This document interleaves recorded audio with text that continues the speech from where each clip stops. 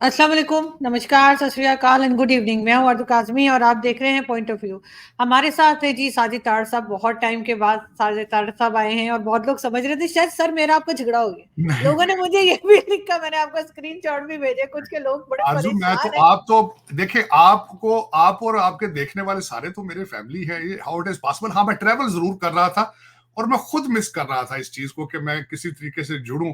और मुझे ट्वीट दोस्त कई कर रहे थे कि आप आरजू काजमी साहबा के साथ आ नहीं, बल्कि मैं देखिए दो ही लोगों के साथ मेरे ज्यादा अटैचमेंट है, चीमा साहब है और आप है।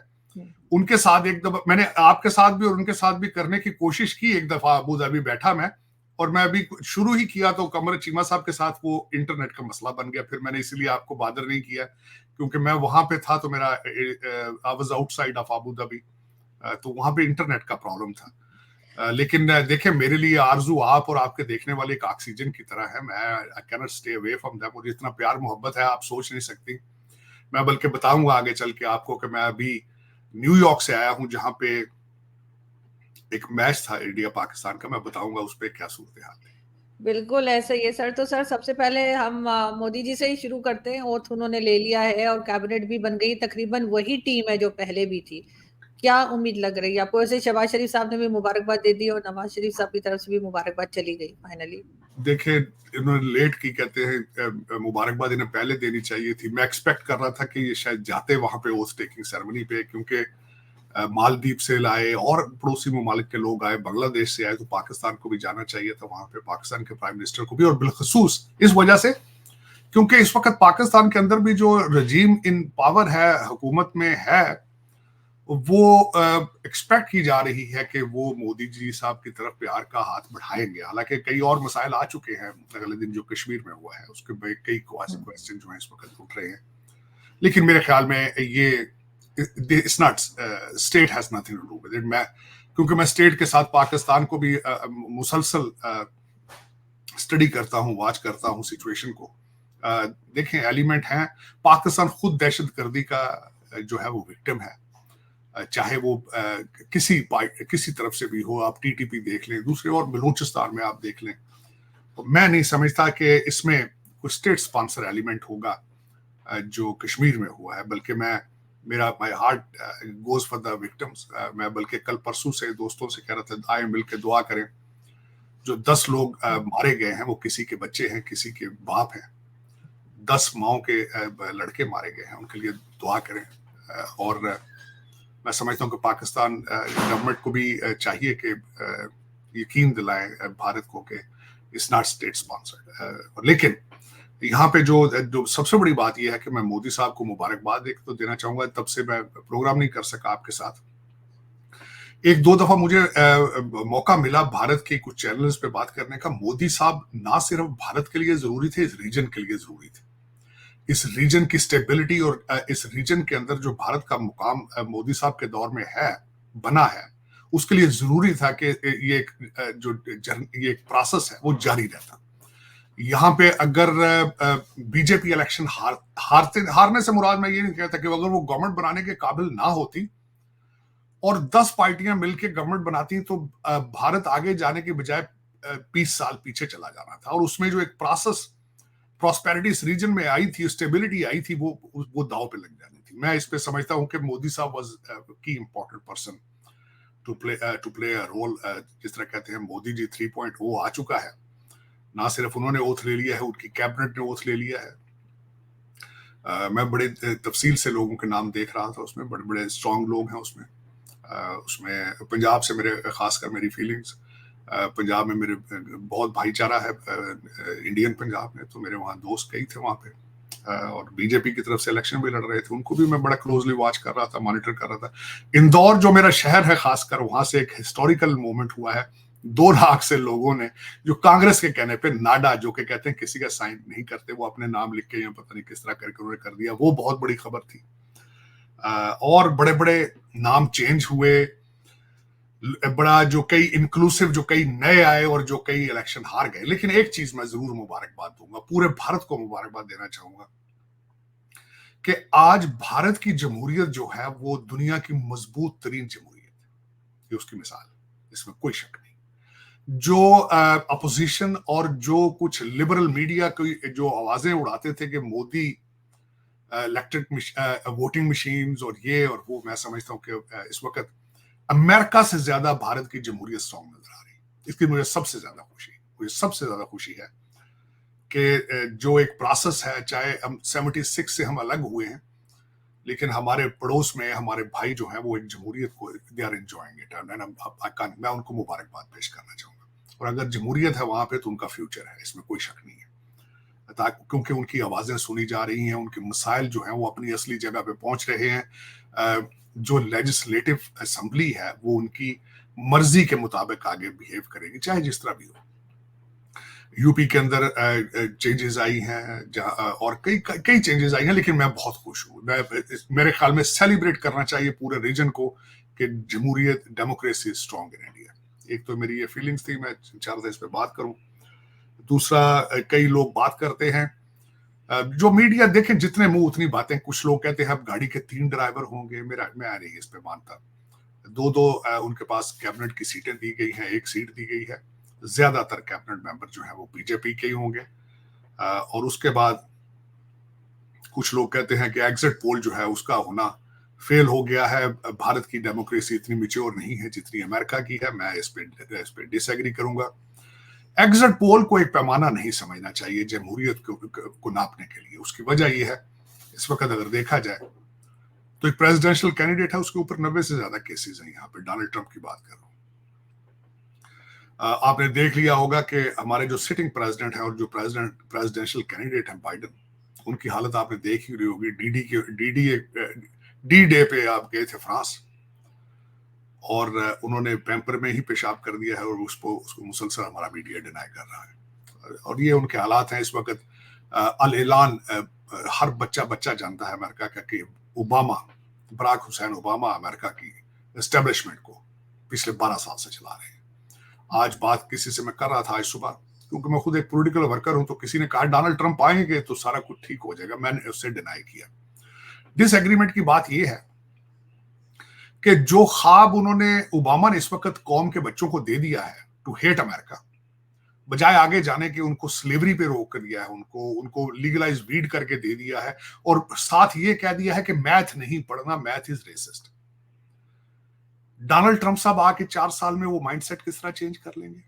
और दूसरा, जो कुछ जितने एक्टिविस्ट, दुख वाली बात यह है कि ये सियासत के अंदर एक्टिविस्ट का आके लीड करना क्या काम है। मैं आपके देखने वालों को ये कहूंगा कि वो चेक करें कि टोनी बिल्किन कौन है। Tony Blinken is not a politician, activist है। तो इसी तरह के एक्टिविस्ट बराक हुसैन ओबामा साहब ने department of justice, FBI, state department, CIA के अंदर प्लांट कर दिए पिछले 12 साल से। वो कर रहे हैं मुसलसल। डोनाल्ड ट्रंप साहब उसका क्या कर लेंगे 4 साल में? कुछ भी नहीं कर पाएंगे। कौम जो है वो तौलिया फेंक चुकी है, they have dropped the towel. वो आगे जाना नहीं चाहती, वो स्लेवरी के ऊपर रुक चुकी है। वॉशिंगटन डीसी के अंदर एक बहुत बड़ा एक मॉन्यूमेंट है, जेफरसन मेमोरियल, उसको गिराने की एक मूवमेंट शुरू हो चुकी है। जॉर्ज वॉशिंगटन, जिसको कहा जाता था कि अमेरिका का फादर है, उसको इस वक्त व्हाइट लिबरल और ब्लैक्स जो है उसको फादर ऑफ द नेशन कहने से इनकारी है। वो कहते हैं he was a slave owner. हालांकि उस वक्त हर दूसरा गोरा स्लेव ओनर था, बल्कि अगर हिस्ट्री देखी जाए तो यहाँ पे कई अफ्रीकन अमेरिकन काले भी थे जो स्लेव ओनर थे। उस वक्त का ट्रेड था। स्लेवरी आज भी अफ्रीका और दूसरे ममालिक में चल रही है। लेकिन बराक ओबामा जो माइंडसेट इस वक्त दे चुके हैं लोगों को, वो लोग उसके ऊपर जो है रुक चुके हैं। They won't be able to move forward. मैं मुसलसल अपने ब्लॉग्स में ये बात करता हूं। आज वॉशिंगटन डीसी से अगर भारतीय टेक्नोक्रेट्स निकाल दिए जाएं तो एक दिन के अंदर अमेरिका बैंकरप्ट हो जाएगा। वो टेक्नोक्रेट कौन है? वो अजय बंगा है, वो माइक्रोसॉफ्ट वाले हैं, वो गूगल वाले हैं, वो फेडेक्स वाले हैं। हर बड़ी कंपनी का सीईओ जो है भारतीय है। बल्कि यहाँ पे एक आजकल ये कहा जाता है ओपनली कि अगर भारतीय सीईओ नहीं होगा तो ये कॉर्पोरेशंस नहीं चल पाएंगे। तो इसका क्या मतलब है कि इनका फ्यूचर जो है is relying on somebody else, they can not move forward. दुख से कह रहा हूं, क्योंकि उसकी वजह यह है कि मैंने 36 साल 36 ईयर्स अपनी किश्तियां जला कर आया था, और अपनी आंखों के सामने इस सारी बर्बादी देख रहा हूं। मैं घर से निकलता हूं, आरजू सारा दिन मरवाना की वीड की स्मेल आती है, चाहे वो हाईवे हो, चाहे एयरपोर्ट हो, चाहे कहीं भी। जहाज उनके दरवाजे खुल रहे हैं, गिरते फिर रहे हैं, ट्रेनें इनकी रुक रही हैं, कोई पूछने वाला नहीं। वर्क फ्रॉम होम आज तक चल रहा है। आज तक फेडरल डिपार्टमेंट के कई ऐसे फेडरल ऑफिसेज हैं जहां उनके ऑफिसेज बंद हैं और सारे के सारे एम्प्लॉय आज भी घर से बैठ के काम कर रहे हैं। बल्कि नया ट्रेंड है कि अगर उनको कहा जाए कि दफ्तरों में वापस आए तो वो कहते हैं यू आर रेसिस्ट, हमें घर से काम करना है, और घर से काम नहीं होता, ये सारी दुनिया। बिल्कुल। लेकिन उसमें देखें, इस वक्त अगर देखा जाए तो अमेरिका की सलामती के लिए सबसे बड़ा खतरा जो है रशिया और चाइना का अलायंस है, और वो अलायंस स्ट्रॉन्ग है। वो अपना नया फाइनेंशियल सिस्टम बनाने की तैयारियां कर रहे हैं। कर लेंगे तो ये खत्म हो जाएंगे, डॉलर सड़कों पे उड़ेंगे। ब्रिक्स जो है वो अपनी करेंसी बनाने के लिए तैयार है, वो बना लिया तो ये उठते फिरेंगे, इनके हालात खराब हो जाएंगे। दूसरा, जो पहले सुना जाता था पेट्रो डॉलर, क्योंकि डॉलर की ट्रेड, ऑयल की ट्रेड सारी डॉलर में होती थी, अब वो पेट्रो युआन के नारे लग रहे हैं। पहले जहां कैंप डेविड के अंदर कॉन्ट्रैक्ट होते थे, अब वो बीजिंग में हो रहे हैं। उसकी मिसाल सऊदी अरेबिया और ईरान की है। उसके बाद देखा जाए तो इस वक्त हमास और हिजबुल्लाह ये भी जाके मुलाकातें बीजिंग में कर रहे हैं। और यहाँ पे ना ओबामा साहब को परेशान है, और बाइडेन साहब का तो मैंने बताया है कि वो अगले दिन स्टेज पे चढ़े डीडी पे फ्रांस में, तो उन्होंने अपने पैम्पर के अंदर ही पेशाब कर दिया। उनके तो हालात ही है। तो देखें अब आने वाले दिन क्या लेकर आते हैं। इसमें एक चीज है, India strong, India will rise more stronger. Modi साहब आए हैं, वो इंडिया को नेक्स्ट लेवल पे लेके जाने की तैयारी पहले ही कर रहे थे, बल्कि वो 2027 2047 तक सोच रहे हैं। He is nationalist and I am glad कि he is in power again. मैं उनको भी मुबारकबाद देना चाहूंगा, और हर किसी जो हमारे भारतीय दोस्त ने वोट डाला है, अब मैं उनको मुबारकबाद देना चाहूंगा कि आपकी वजह से जमहूरियत स्ट्रॉन्ग है उस रीजन के अंदर। काश मैं जहां आप बैठी हैं, जहां जो मेरा मादरे मुल्क, मेरी मादरे मिल्लत है, वहां पे भी इसी तरह की जमहूरियत हो। मैं बल्कि ना सिर्फ मोदी साहब को, मैं राहुल गांधी को भी देखें, 3000 किलोमीटर वो पैदल चले हैं। जो उन्होंने जो वॉक की थी, कोई पाकिस्तान के अंदर कोई ऐसा लीडर है मौजूद जो 3000 किलोमीटर पैदल चल के देहातों में जाके उनके मसाइल को सुलझने की ताकत रखता हो? हमारे ब्रिटिश एजेंट हैं, हमारे जितने इस फॉरेन रोलर हैं, वो लंदन से आते हैं, सोच भी नहीं सकते एयर कंडीशन कमरों से बाहर निकल सके। भारत जोड़ो यात्रा आप सोचो तो, उन्होंने की। सर अभी भी सर बजट जो बना रहे हैं वो यही कहा जा रहा है कि आईएमएफ से डिक्टेशन लेके बनाया जा रहा है। अभी चाइना भी गए थे प्राइम मिनिस्टर, वो भी पता नहीं सीपैक 2 के लिए कोई बात करने गए थे, लेकिन अभी तक कोई खास जो है दिखाई नहीं दिया कुछ आता हुआ। देखें, दो चीजें हैं इस वक्त। पहले आपने पापा जान खरीदे, अब हो सकता है आप डोमिनोज पिज्जा खरीद लें। अब क्या पता है भैया, आप तो पिज्जों से आगे जा नहीं पा रहे हैं आप। शहबाज शरीफ साहब गए हैं, मैं अब चले इसी पे बात करना चाह रहा था।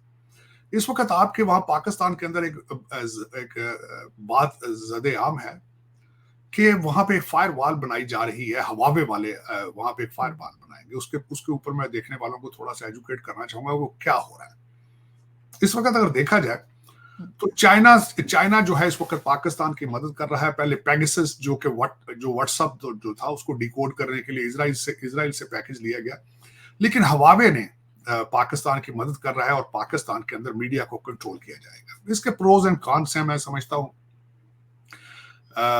मैंने कल परसों इस पे बड़ी रिसर्च की। इसको कहा जाता है कि इसको 3 लोगों ने बड़ा सोशल मीडिया को जो है बड़े खूबसूरती के साथ इस्तेमाल किया। उस आर्टिकल में ये लिखा था, पहले नंबर पर डोनाल्ड ट्रंप की बात की गई, फिर उसके बाद मोदी जी की बात की गई कि किस तरह उन्होंने इसको इस्तेमाल किया। लेकिन मैं चाइना में थोड़ा सा बताता हूँ चाइना में इस वक्त क्या हो रहा है। चाइना में उन्होंने जो कंट्रोल किया है, उन्होंने एक साइबर आर्मी बनाई थी। साइबर आर्मी 7 लाख लोगों की साइबर आर्मी है, और सारे कंटेंट जो है उनको वो देखकर स्क्रीन फिल्टर लगा के इस चीजों को कंट्रोल करते हैं।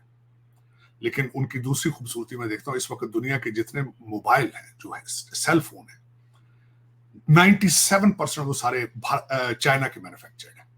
जो सबसे खतरनाक बात यह है कि उनके अंदर ऐसे ऐसे चिप्स हैं, ऐसे सिस्टम लगा दिए गए हैं कि वो दुनिया के किसी में भी कोने में हो तो चाइना से बैठ के उनको ट्रेस करने की सलाहियत वो रखते हैं। और सैटेलाइट पे भी चाइना सैटेलाइट स्पेस के अंदर भी बहुत एडवांस हो चुका है, बहुत उसने आगे जा चुका है।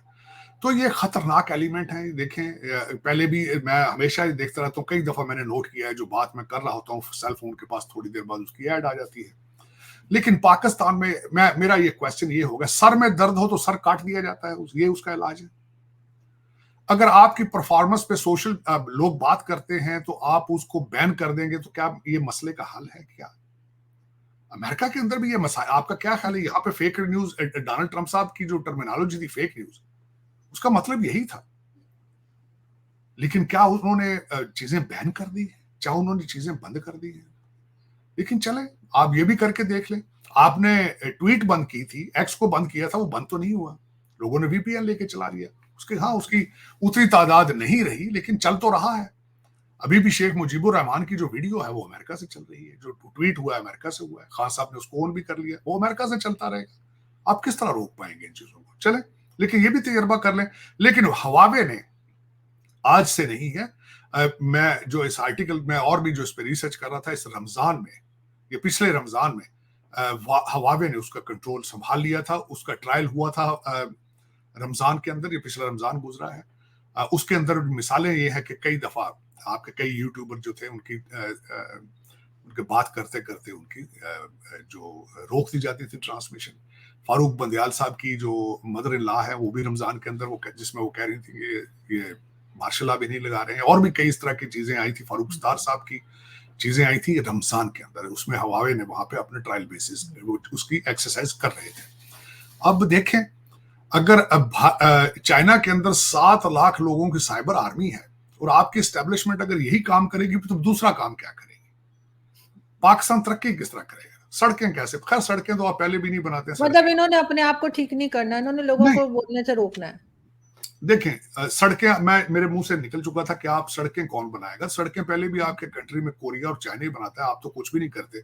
आप तो सिर्फ लोगों को बेवकूफ बनाते हैं, इससे ज्यादा आप कुछ कर ही नहीं रहे हैं पिछले 76 सालों से।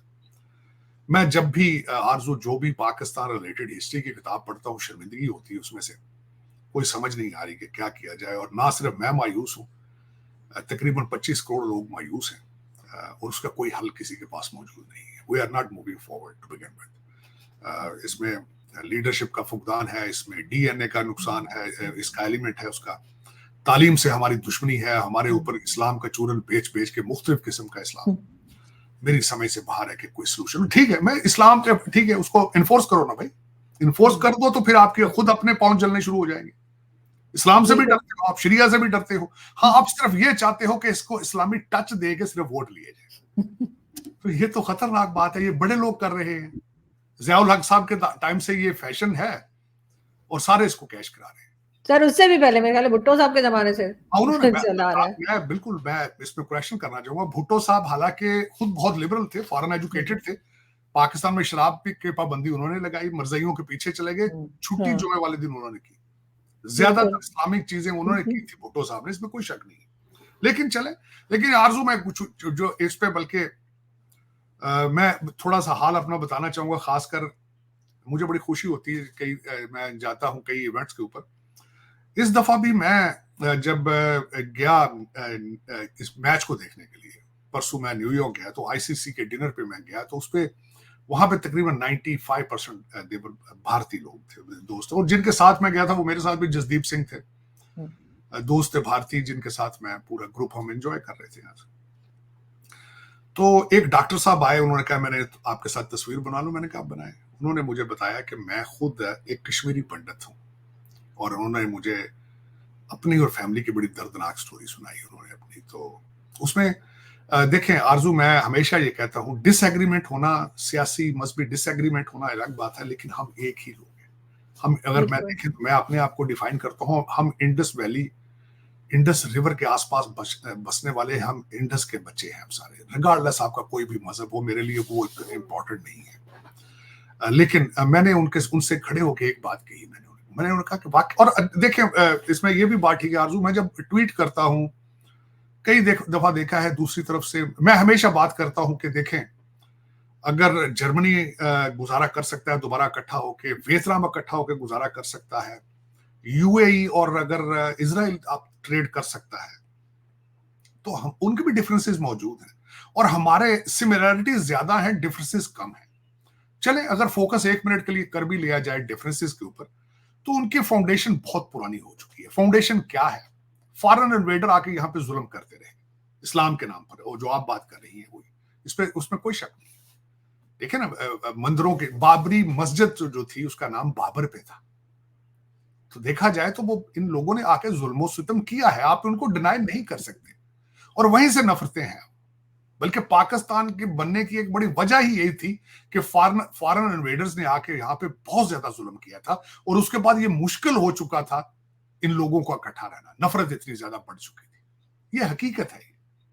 लेकिन इसमें वक्त का तकाजा ये है कि नफरतों को कम किया जाए, नफरतों को कम किया। अगर आप बंटवारे को रोक नहीं सके तो आगे नफरतों को तो कम करें। मैं देखें, आज मैं अगले दिन भी किसी से बात कर रहा था, मेरे लिए महात्मा गांधी आज भी मेरे हीरो हैं। वो किस तरह के बंटवारे के खिलाफ थे वो, और बंटवारा हो गया तो फिर रावलपिंडी आए, कश्मीर गए, कश्मीर से रावलपिंडी आए, वापसी पे लाहौर स्टेशन पे फिर स्पीच दी, और उनकी कमिटमेंट थी कि मैं जिंदा रहा तो मैं पाकिस्तान में रहूंगा।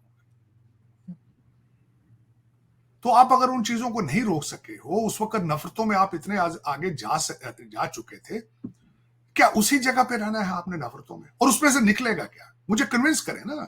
मैं भी खुद नफरतों के कैंप में चला जाता हूँ वापस, मैं कोई शक नहीं, मैं खुद वहां था। कई लोग आज भी, आपको पता होगा आरजू, कई यूट्यूबर मेरी पुरानी निकाल के चीजें करते हैं, बातें आगे पीछे। मैं खुद पाकिस्तान में पैदा हुआ हूं भाईजान, मैं वही निसाब पढ़ता है जहां हमें सिखाया जाता है कि हमने लड़ना है, मरना है, हिंदू हमारा सबसे बड़ा दुश्मन है, टू नेशन थ्योरी सुबह शाम बताई जाती है। मैं वहीं से आया हूं। मैंने खुद अमेरिका आके देखा है जहां पे रिलीजियस टॉलरेंस सिखाई हिस्सा है हमारी सोसाइटी। पाकिस्तान के अंदर तो माइनॉरिटी है ही नहीं है, वहां हमें क्या पता है वहां पे हम किस तरह लड़ते हैं? हम शिया सुन्नी होके लड़ते हैं, वहां तो हम इस तरह लड़ते हैं। वहां पे तो हिंदू छोड़ा नहीं किसी ने, ना सिख छोड़ा है। बिल्कुल। तो यहाँ आके देखा ना, मैंने यहाँ आके जसदीप को देखा कि जसदीप और मुझ में फर्क ही कोई नहीं है। 30 साल से मैं और जसदीप इकट्ठे हैं, 30 साल से मुझ में उसमें कोई फर्क नहीं है।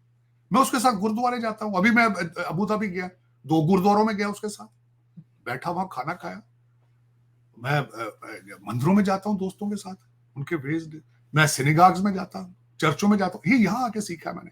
हाँ, कई दोस्त हैं वो बार बार ये कहते हैं कि जो तुम गलत ख्वाब देख रहे हो, मैं वो ख्वाब देखना बंद नहीं करना चाहता। मुझे कन्विंस करें कि हाँ भी हम नफरत करेंगे, इससे इस तरह तरक्की हो जाएगी। ये हम इतनी 4 जंगें लड़ चुके हैं, 4 मजीद जंगें लड़ेंगे, उससे देखें बहुत फायदा होगा। मुझे कन्विंस करें, खुशहाली आ जाएगी इस एरिया के अंदर, लोगों को मारेंगे, कत्लो गारत करेंगे तो एंजॉय करेंगे। या तो ये बताएं मुझे, मैं भी आपके साथ इस चीज में शामिल हो जाता हूं। लेकिन मैं इस चीज पे बिलीव करना नहीं चाहता, मैं था वहां पे, मैं उसको छोड़ चुका हूं। लेकिन उसमें मैंने उनसे कहा, खासकर वो जो डॉक्टर साहब थे, फिजिशियन थे लॉन्ग आइलैंड के अंदर ही, और मैंने उनसे कहा, और मैं बड़ा बोथ इन ऑलमोस्ट ईयर्स। फिर उसके बाद आरजू मैंने आपने मेरी तस्वीर जरूर शेयर करनी है अपने इसी ब्लॉग के साथ, जो मैंने शर्ट पहनी थी, टी शर्ट पहन के गया था, जिसके ऊपर भारत और पाकिस्तान दोनों के झंडे थे। और मेरे लिए कोई भी टीम जीतती मेरे लिए दैट वाज नॉट इम्पोर्टेंट। लेकिन ये यहाँ जरूर कहूंगा, मैं आज थोड़ा सा ये शेयर करना चाहूंगा कि पाकिस्तान को इस दौर में जितनी मायूसियां हैं पाकिस्तान के अंदर इस वक्त, चाहे महंगाई हो, चाहे सियासी इंस्टेबिलिटी हो, उस कौम को कोई अच्छी खबर चाहिए थी, कोई अच्छी खबर। मैं ये नहीं कह रहा हूं कि कौन सी अच्छी खबर, कोई अच्छी खबर। लेकिन मैं ना क्रिकेट को किसी स्पोर्ट्स पे इतना, मैं I am not a sports person, लेकिन दुख इस बात का हुआ कि 300 पाउंड के खिलाड़ी भेज दिए आपने खेलने के लिए, सिर्फ उसकी एबिलिटी ये है कि उसका बाप पाकिस्तान क्रिकेट टीम में था आधे। और फिर उसके बाद मुझे दुख के साथ कहूंगा, आपके जो इंटीरियर मिनिस्टर हैं, जो पीसीपी के, उनका क्या नाम है, उन्होंने बयान दिया है कि इसकी मेजर सर्जरी की जरूरत है, नकवी साहब। फिर उन्होंने कहा कि मुझे पता था पाकिस्तान टीम को क्या इशू है, मैंने छोटी सर्जरी की थी, मुझे उम्मीद था शायद चल जाती। हजूर पहले ही बड़ी सर्जरी करके भेजते, इतना खर्चा करने की क्या जरूरत थी? फिर खबरें ये भी आरजू आ रही हैं कि इनके साथ इनकी पूरी फैमिलियां ट्रेवल कर रही हैं। तो कल तो बहुत बुरी तरह से आ रहे हैं। ये पहला आरजू ये खेले ही नहीं ना, 119 भी नहीं बना सके, खेले नहीं है ना। इस टीम को मैं रिक्वेस्ट करना चाहूंगा कि प्लीज स्पोर्ट्स के ऊपर बैन लगा दें। आप अपनी पहले हालत ठीक कर लें, अपनी इकोनॉमी ठीक कर लें।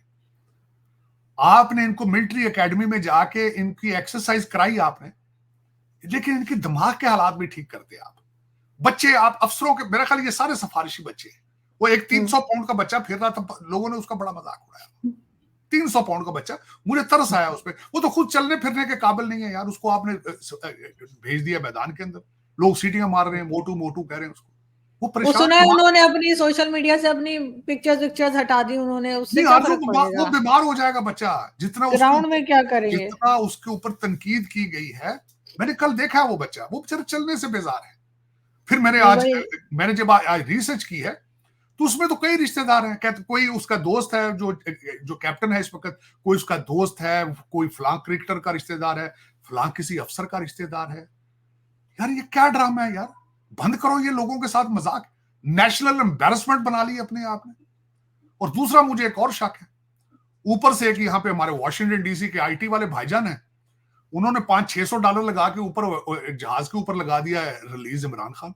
मुझे लग रहा है काला जादू कर दिया हाँ, उन लोगों वो अजीब वहां पे रिलीज इमरान खान चल रहा है। सर ये कई लोग पिक्चर कह आप रहे कह रहे हैं ना, ये मैं आपकी पिक्चर हैं। शेयर करूंगी आरजू, जी। मुझे ये लग रहा है कि उन्होंने ऊपर से काला जादू किया है। और ये देखिए ना, पहले परमिशन भी भी तो मिल गई उनको, ये चलाने की परमिशन भी मिल गई अमेरिका में उनको। वो जहाज में जो मर्जी करते फिर वो क्या फर्क पड़ता है। वो उन्होंने कह दिया। देखिए लोगों को पॉपुलैरिटी का, वो हमारे वॉशिंगटन डीसी एरिया के भाईजान हैं इंफॉर्मेशन टेक्नोलॉजी के, उन्होंने ऐलान भी कर दिया भाई मैंने ये पैसे लगाए हैं। चले फिर जिस और तरह इतना फालतू पैसा है कि उन्होंने इस तरह के कामों में लगाया, किसी अच्छे काम में कर लेते। नहीं अच्छे मतलब ये क्या काम हुआ भला? हम जो पाकिस्तानी बाशिंदे हैं, हम कितने अच्छे काम कर रहे हैं। हम कोई भी अच्छा काम कौन कर रहा है? 25 करोड़ लोगों में कितने लोग हैं जो अच्छा काम कर रहे हैं? कोई भी नहीं कर रहा, तो ये क्यों करेंगे? बल्कि कल मतलब तो मेरे यहाँ कई दोस्त मुझे कह रहे थे भाई जिस तरह का कंट्री है उसी तरह की टीम होगी। ये बिल्कुल अक्कासी करती है आपकी टीम, आपके पाकिस्तान की सारे सिफारिशी। कभी 300 पाउंड का बच्चा देखा आपने क्रिकेट खेल, कोई भी स्पोर्ट्स खेलते? वो 300 पाउंड का बच्चा है, मुझे तो खतरा है वो जहनी तौर पे बीमार हो जाएगा। उसको इतनी उस पर वोटिंग की गई है। बल्कि ये मैं पिक्चर भी दिखा रही हूँ सर आपकी और अच्छी, थैंक यू मैं सो मच। वही ढूंढ रही थी अभी आपसे बात के नहीं दौरान। नहीं नहीं, इस पे कल हमने बड़ा एंजॉय किया, और आप सोच नहीं सकते कि कल इतने दोस्तों ने उस मैच के अंदर सेल्फीज ली हमारे साथ, सिर्फ इस शर्ट बड़ा अच्छा लग रहा है, दोनों कंट्रीज के फ्लैग्स जो है वो बने हुए, बहुत जबरदस्त लग रही है टी शर्ट। ये देखें देखें, मैं जो आरजू मैं समझता हूं कि नफरतों से कुछ भी हासिल नहीं है। कोशिश करनी चाहिए एक दूसरे के साथ गुजारा करने की, टॉलरेंस की। और जबकि हमारी सिमिलैरिटीज इतनी है, जबान, जायके, लिबास, सोचें एक हैं। बस लेकिन कुछ लोग हैं जो इससे जिनके लिए नफरत फैलाना उनके लिए अच्छा कारोबार है। लेकिन मेरे ख्याल में वी नीड टू स्टे ऐसा नहीं, ऑप्टिमिस्टिक। बिल्कुल ऐसा नहीं होना चाहिए। लेकिन सर नेक्स्ट टाइम जब भी आप पाकिस्तान आएंगे मेरे लिए भी ऐसी टी शर्ट लेके आएंगे, तो मैं जब हिंदुस्तान पाकिस्तान साथ में खेलेगा तो मैं भी पहनूंगी। बहुत शुक्रिया, क्या जात में, thank you so thank you much. So much.